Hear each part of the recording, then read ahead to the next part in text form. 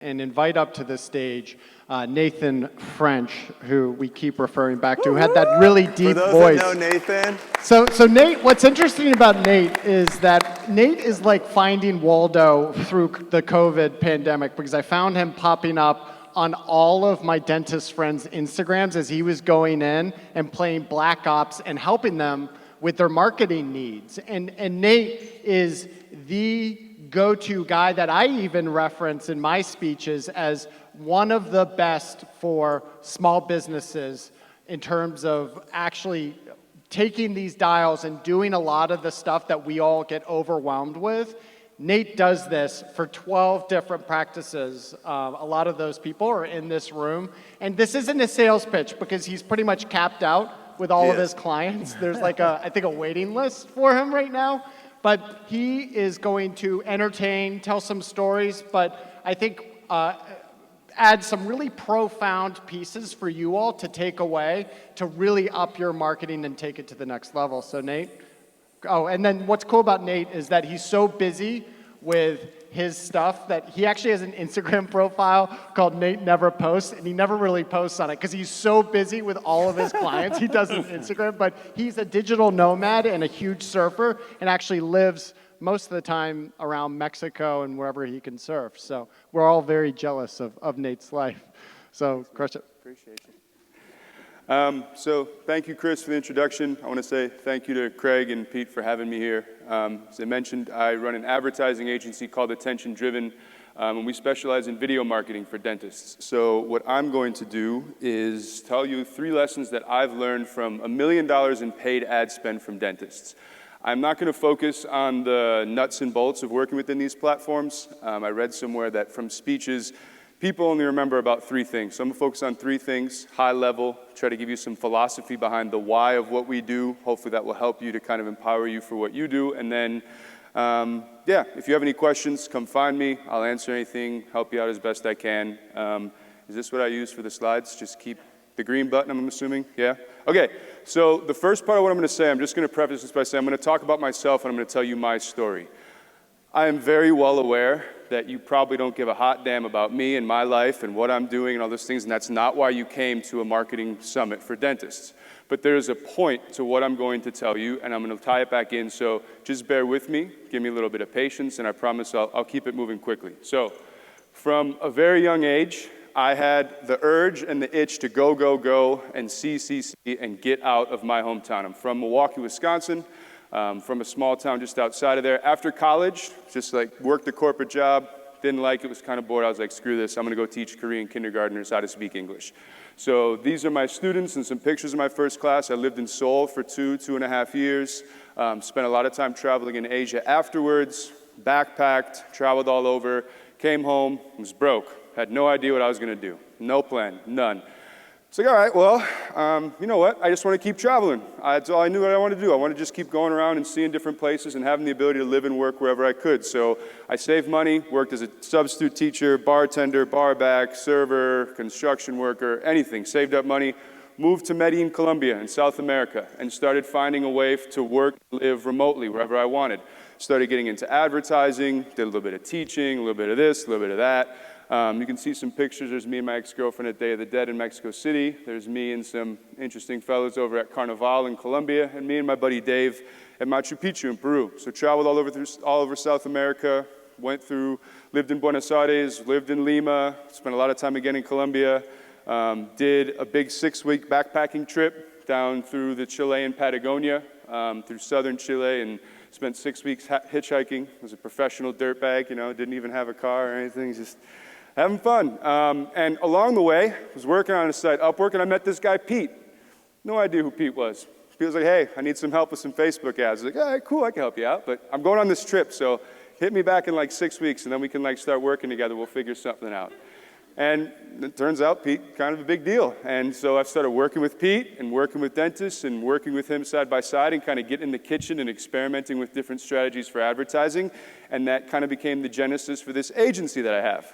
A little bit more about me. Got a lot of friends and family members. Probably the most important one is my younger sister, Emmy. This is she and I. She's just like probably my all-time favorite person. She and I have done a lot of traveling. These are some pictures with us. We did a 3-month backpacking trip through Europe. So we're in southern Spain and then us hiking through the Austrian Alps. And nowadays, you can find me down in Mexico. I love to surf. I took this sport up 2 years ago. It's absolutely just taken over my heart. I love it. I get so much joy from it. Live in a small little beach town. Just surf, hang out, you know, run ads, do my thing. Where's Hoppy? Do my thing, Hoppy, right? Just doing my thing. So, the big question, why does this matter to you? Why is this important to you all? Like I said, there's a point to it. Let's just put a pin in it. I promise I'll come back to that. So, let's get into lesson number one. Lesson number one that I've learned from working in dentistry is that people hate going to the dentist. This is how you view yourself. You are kind. You are friendly. You have a good touch. You're focused on whole health dentistry. You know how the mouth is the gateway to so many other health issues. You want to help people, keep them healthy, and you really care, right? This is how the rest of the world views you. You are greedy. You are expensive. You are painful. You're going to cause them discomfort. You are going to do something that is going to ruin their day or their week. You're going to make a mistake. You're going to give them the something about Mary Veneers, right? The two chiclets. They are scared of you. Part of what I do for my job is I travel around the country and I interview patients. I've had the fortune over the past year to go everywhere from Austin to Charleston to Long Island, all over. And I interview patients. And the theme with every interview is the same. To be honest with you, I was very afraid of getting any treatment because nobody likes dentists, you know.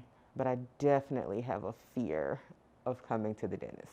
I was really concerned that I was going to get judged for being afraid because, you know, most people say that they have a dental fear, but mine was an extreme fear. I have kind of a phobia. I don't like dentists very much. Of course, as it got closer to the date, I did not want to come. I was scared of the shots. I was scared of everything. And Had you not gone to the dentist for a while? Oh, yeah. Like, did you just avoid going? Oh, yeah. For how long? Years. I mean, I procrastinated that, you know, really bad. Years. My experience in the military dentistry wasn't as pleasant as this. So, saying that, you know, I was just a little hesitant about going to the dentist, you know, the anxiety and all that stuff kicking in. But I am 60 plus years old and I have had many dental experiences. Can't say any of them were good or pleasant at all. It got to the point where I had to, the need for dental work versus the fear of going to a dentist outweighed itself. This is just a small sample of all of the videos. I could have made a 20-minute clip of people talking about this same theme, right? Young, old, male, female, black, white, Latino, it does not matter. Austin, Charleston, West Coast, East Coast, people are afraid of going to the dentist. You have a public image problem, and it's not your fault. It just is what it is, you know? I'm going to read to you some of these. I need to hop down so I can see these. These are some comments that people put on our ads. Some of these are really funny. So these things are great, but for comfort at the dentist's office, I need a dental wand, an ocean of Novocaine, and a bucket of Halcyon. I don't know what Halcyon is, but I'm assuming it's some form of drug. I need dental work to fix my let's keep going. Wow, where can I find a good dentist like this? All I've had in my life is horrible. I'm reading from the wrong slide. There's the Halcyon slide. There we go. Dental work to fix my smile, but I'm too terrified of the dental work. Why is that? I gave birth twice, had a complete hysterectomy, foot surgery, yet I'm afraid to go to the dentist. Somebody help me, please. These are comments that people are really leaving. It's expensive. They're afraid. So what I've come to realize is that dentists fall into a similar category as insurance companies. You provide a service that is necessary, but not necessarily something people want to receive. We all know we need insurance. You need home insurance, you need car insurance, you need life insurance. Are you excited to buy insurance? Are you excited to meet with your adjuster? Are you excited to file a claim? Are you excited to get a new quote? Are you excited to go through that process? Are you excited about receiving the details of what that process would be? No. I'm going to show you an ad. This is a commercial from a few years ago. Hope it plays. The Wi-Fi's been a bit spotty. This is one of my favorite ads of all time. Is that iced tea? Nope, it's lemonade. Is that iced tea? Lemonade.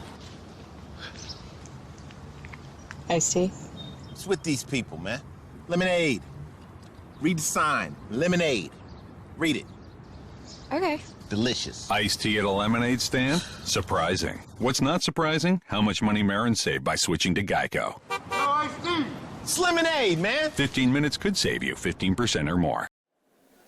Now, this leads to the question, what does this have to do with insurance? What does the rapper iced tea at a lemonade stand with two young kids have to do with insurance? And the point, it has nothing to do with insurance. And that's intentional, because the advertisers who created this ad know that people don't want to hear about insurance.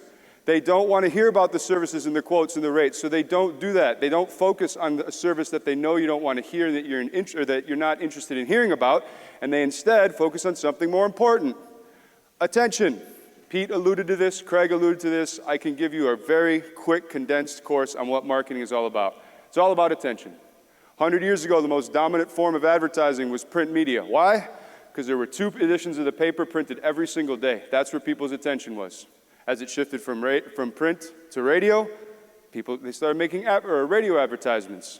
From radio to TV commercials to now YouTube, Facebook, Instagram. The channels change, but the message and the core concept is simple. Marketing is about attention. So what these advertisers for Geico do is, instead of focusing on a service and an offering that they know users don't want to hear about or people don't want to hear about, they focus on creating positive attention. They create an ad that is funny, interesting, and engaging, that creates a positive memory inside of our minds, so that when we go through the uncomfortable process of having to find an insurance company or get a new quote or change insurance companies, we remember Geico and we have that memory and we have that positive memory, like, oh, they're kind of funny.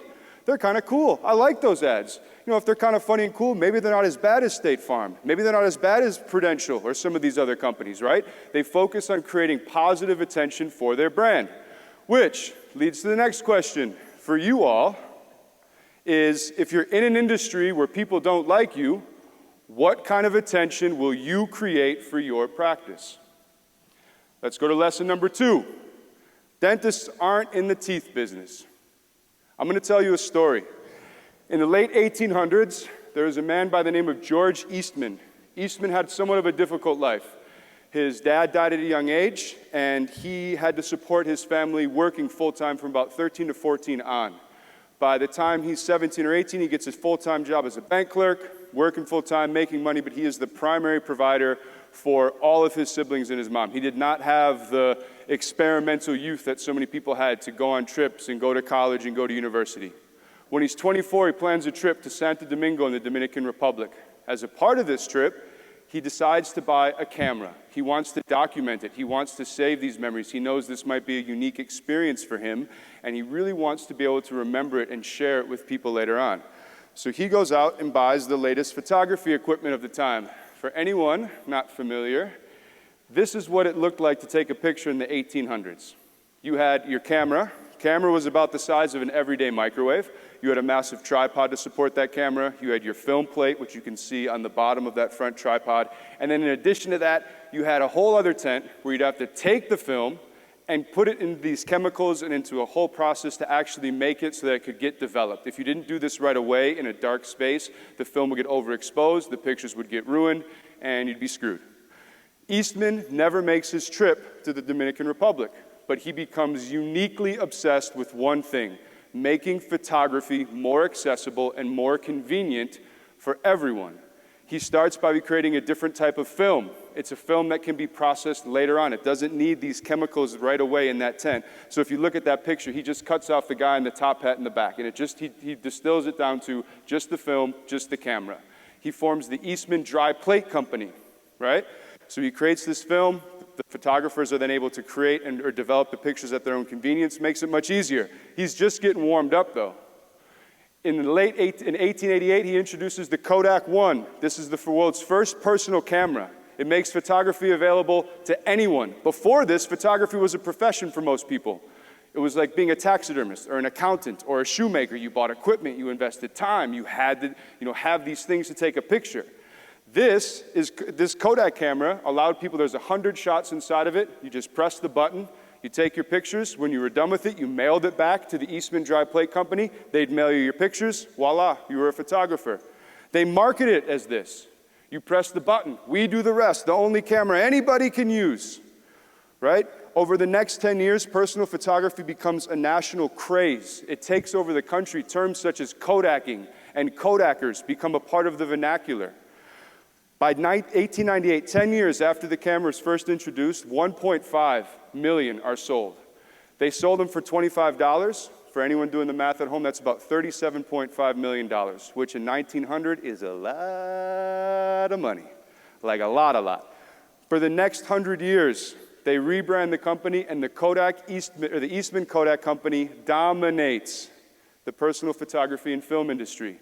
They're on the cutting edge of innovation in a number of ways. They innovate new cameras. They come up with motion picture and motion film technology. They come up with professional cameras.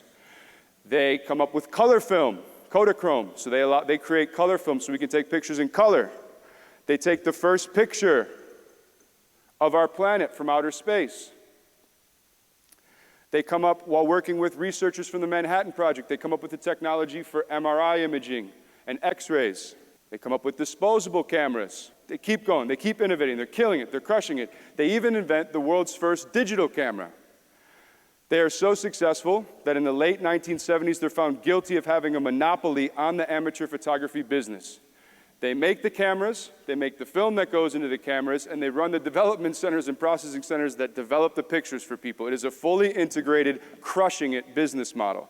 They have annual sales of close to $6 billion. They're one of the largest and most profitable companies in America.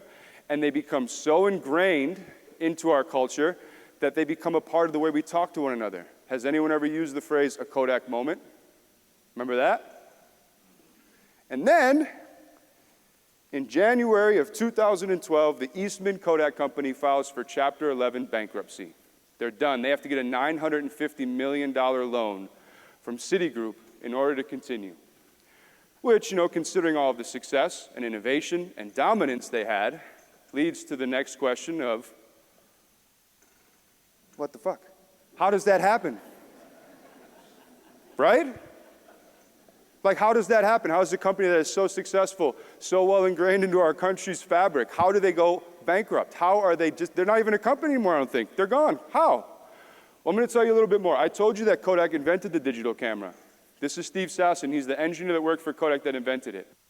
What I didn't tell you is that when he took this technology to Kodak's executives, he was met with a little bit of skepticism and criticism and hesitancy to adopt this new technology. What he says is that they kind of met it with a, hey, that's great, but don't tell anyone because we got this awesome business model and we want to make money type of thing. But it was more than that. Kodak executives were afraid that the picture quality wouldn't be good enough. They were concerned that people weren't going to want to view pictures on their televisions or on their computers. They didn't see the technology as being what was something that was relevant to their film business. And what that allowed to do is, so Kodak invests in these cameras, it invests in digital technology, but not a lot, just minimal stuff. And that allows companies like Sony and Nikon to invest in this technology and develop the processes to create these cameras. And if you look at this chart, and you look at this graph that's showing the demise, it really goes downhill in about the mid-1990s. And what happens in the mid-1990s is digital cameras become accessible to the general public. And they become the primary way of people taking pictures and sharing memories. And so what Kodak did and what Kodak's executives did, as much as it was greed, as much as it was just a lack of foresight, they really forgot what industry they were in. See, all of the innovation that had led up to that point, color pictures, disposable cameras, the Brownie camera, it was all about making photography accessible to everyday people. It was all about making the capturing and sharing of memories accessible to everyday people. That is the industry that Kodak was in, and they forgot that. This is a quote from George Eastman from the early days of the Kodak Company. Photography is thus brought within reach of every human being who desires to preserve a record of what he sees. I'm going to scroll down to the bottom. Enables the fortunate possessor to go back by the light of his own fireside to scenes which otherwise would fade from memory and be lost. Kodak was always in the memory business. They were never in the film business. They were never in the camera business. They were never in the imaging business, and they forgot that. They failed to see that this digital technology was going to be the most convenient and accessible way for us to capture and share our memories. What's the worst part about losing your phone? You lose the pictures, right? What's the first thing people go back for in a burning house? Besides their animals and their kids and stuff. Photo album. Right? You want your pictures. You want those memories. That is what really matters to us. And Kodak forgot that. They focused on the film and the process of what they were doing and not the core of what their industry was about. I encourage you to not make that same mistake, because I'm telling you, I have talked to a lot of people, a lot of people who you have helped, who these beautiful people that I work with have helped. And you guys may think that you are in the crowns business or the Invisalign business or the veneers business or the smile makeovers business, and you are not. You are not in that business. People do not really care about your ability to set a crown. They do not really care about your innovative DSD technology. They don't really care if you're a diamond level Invisalign provider. They do not really care about your all-in-4 process. At the core of it all, this is what people care about. I'm more outgoing now just because I feel more confident with my smile. It definitely gave me the boost of confidence that I wanted. Now, the confidence was there before, but now you can't tell me nothing. I think you notice it every day you look in the mirror. You notice it. I think it gives you more confidence if you're in a crowd or with party or people, because you know you're looking good from all angles. Presentations at work and that, and your self-confidence, and you're no longer, half smiling. I know it's beautiful. I think it adds more confidence in myself. Overall, it just makes you feel good. It makes you feel like you're being a better person for yourself, but also it's not embarrassing when you smile, I was so self-conscious. I felt embarrassed to be a hygienist and not liking my own smile. I talked to Dr. Nahata one day, said, let's get this going, and I wanted to get my smile to be confident, and I wanted to be smiling again, honestly.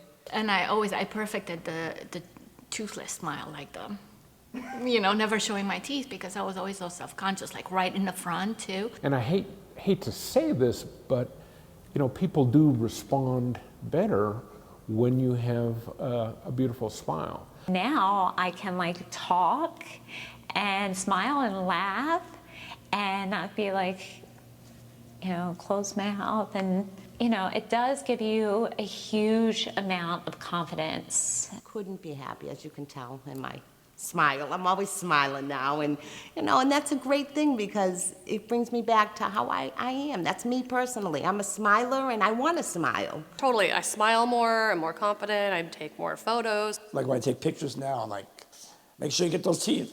I pay a lot of money for those teeth.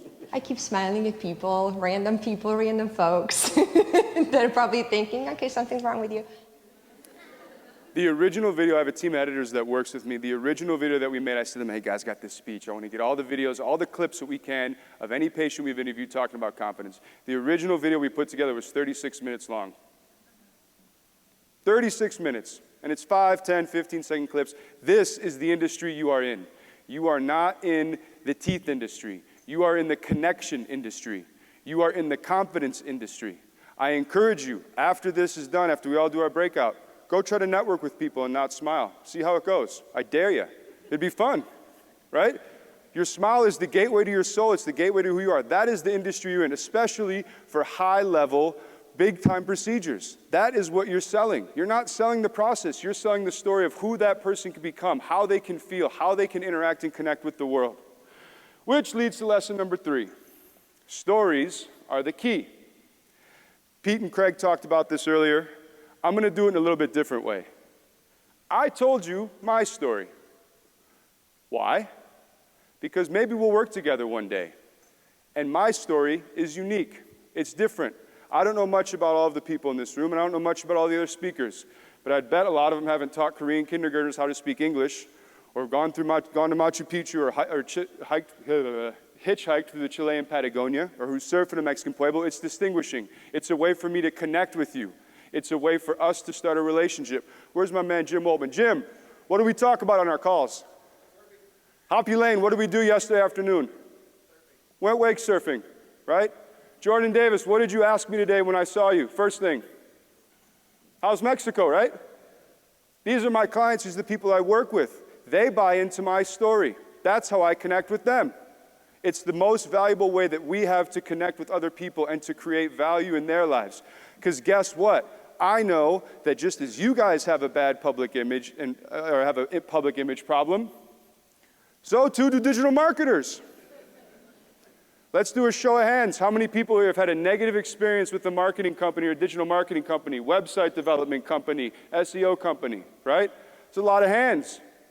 And so I know that if I'm going to earn trust, if I'm going to earn faith, if we're going to start working together, one of the best ways to do that is to share my story. When I leave this stage, we'll have stuff to talk about. We'll have things in common. It's the same reason I told you the story of the Kodak company. I could have told you you're not in the teeth business. Don't forget you're not in the teeth business. You're in the connection business. But instead, I told you a story that will resonate with you, that will stay in your mind. You will remember the story in the fall of the Kodak company, and you will take that away from you and say, hey, I'm not going to be like them. I'm going to remember that this is about more than just this process. We're helping people. We're changing lives. So you can do this.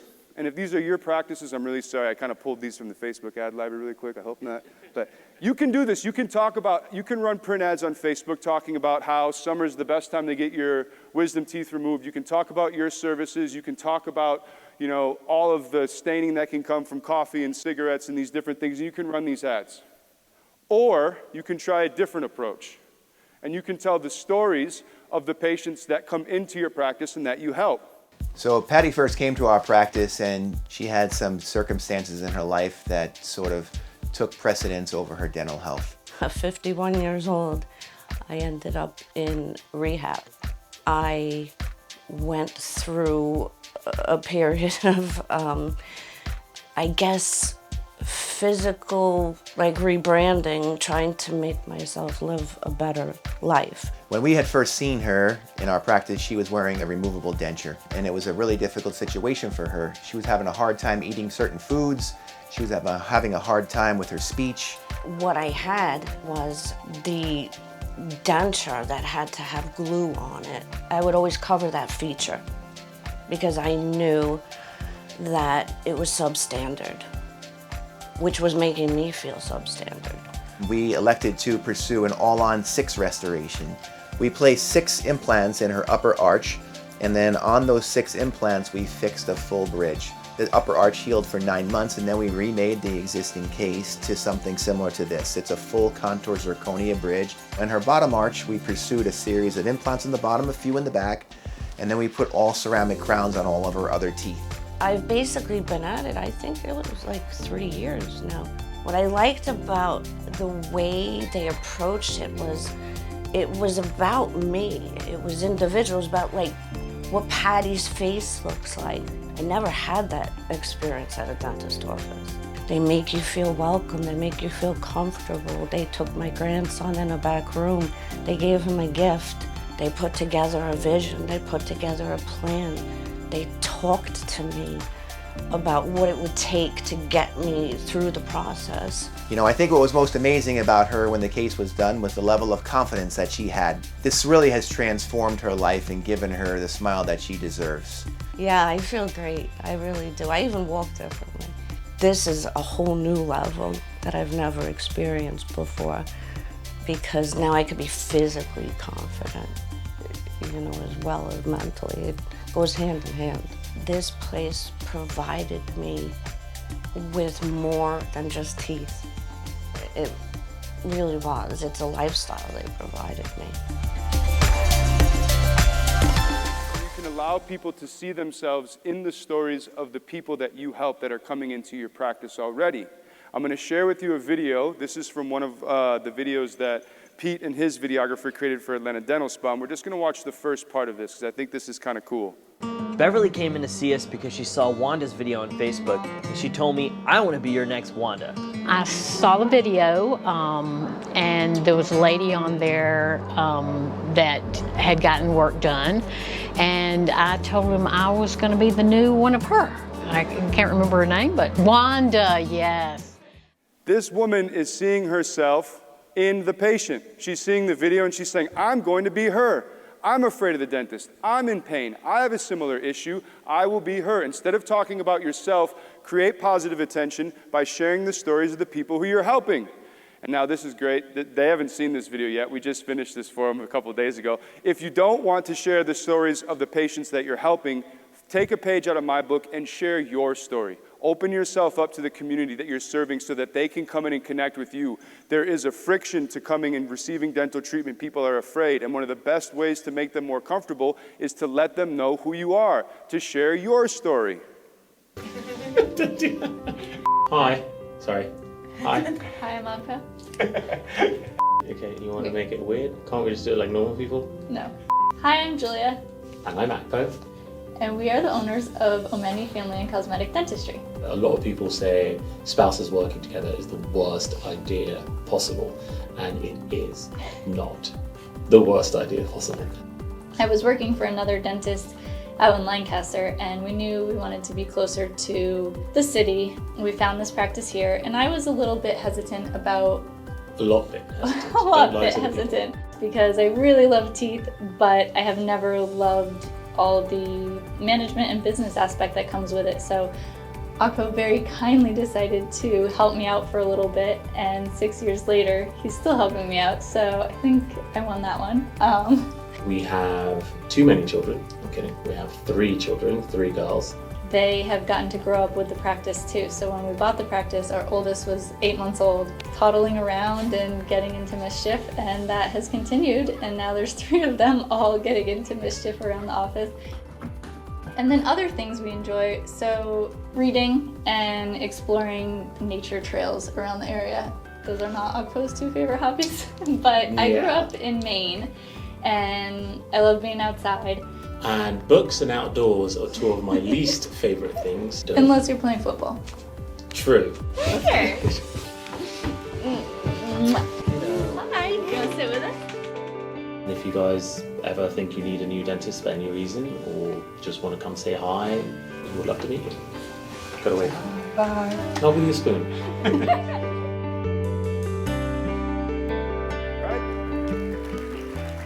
I want to go to that dental practice. I want to be in that family, right? I want to hang out with that beautiful British accent and be close to that guy. They're cool, they're friendly, they're nice. Oh, I cut that off too early, I'm sorry. Sorry about that. I'm tight on time, so I'm going to wrap it up here quickly.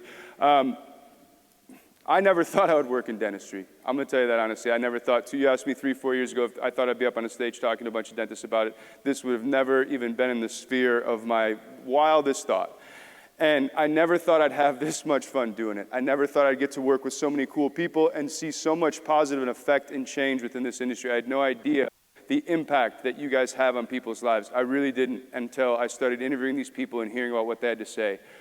You have a public image problem, and it's not your fault. It's not because you're bad people. It's just the way it is. People don't want to come into the dentist. I really encourage you to change that. Change the attention you're receiving.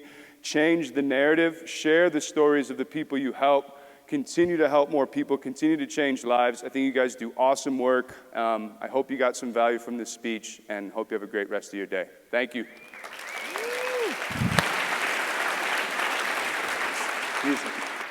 So awesome.